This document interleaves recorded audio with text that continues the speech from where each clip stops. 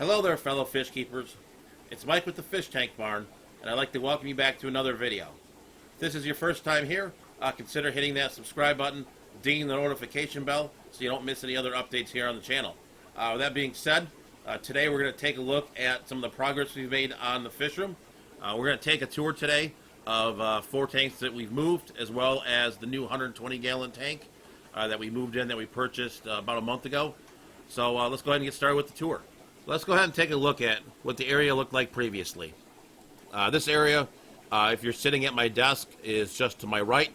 The arrow here will show you exactly where that area was. You can see that the tanks were just lined up.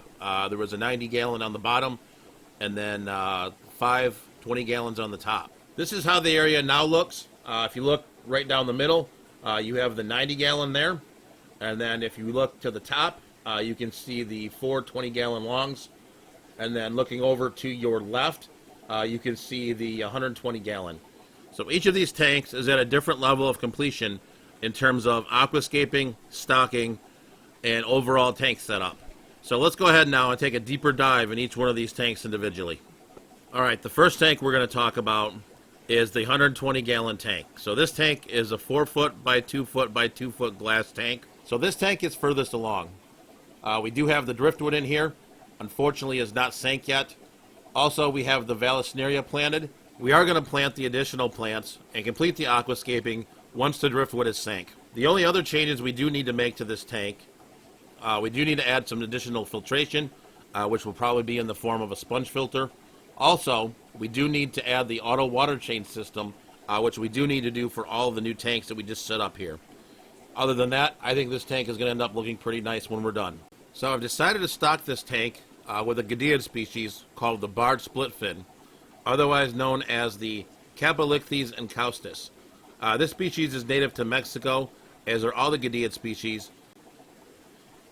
This fish gets to be about 4 inches long and is relatively easy to keep, as long as you follow the basic husbandry standards for an aquarium. The one nice thing about this species, along with all the other goodeids, is that you do not need a heater.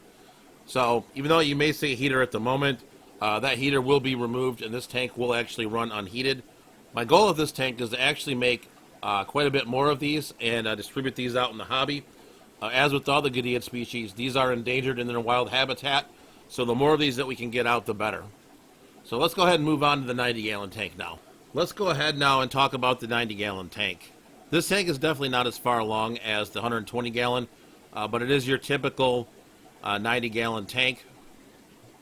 There's an overflow in the center, but still needs the same things as the 120-gallon in terms of filtration and auto water change. Also, we do need to work on some aquascaping. This tank will have some dragonstone in it, unlike the wood that we have in the 120. Dragonstone actually came today, so I'm looking forward to showing you guys what that looks like once we're all completed. Fish-wise for this tank, we have decided for another goodeid species. This is the Xenotoca variata, otherwise known as the jeweled goodeid. Definitely one of my favorites as well.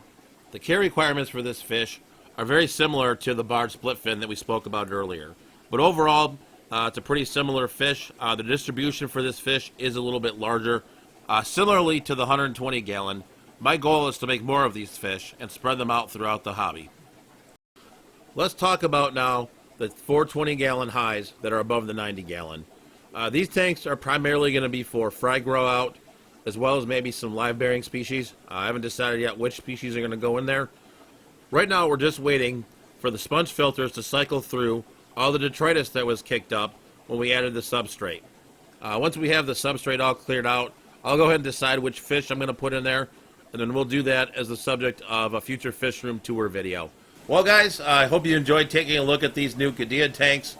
There's something I'm definitely pretty excited about. Excited to get those fish all bred out and out to others in the hobby. And also, I think they'll turn out to be pretty beautiful tanks, because both of those are pretty outstanding fish. They aren't as colorful as your African cichlids, etc., but definitely something that's got a subtle beauty to them for sure. If you're looking for more information on goodeids, go ahead and check out the Goodeid Working Group. I'll put a link here in the description of this video. With that being said, go ahead and check out the videos that come at the end. If you like what you see, I would appreciate it if you hit the subscribe button, ding the notification bell, so you don't miss any updates here on the channel. So with that being said, stay fishy, keep on breeding, and we'll catch you on the next video.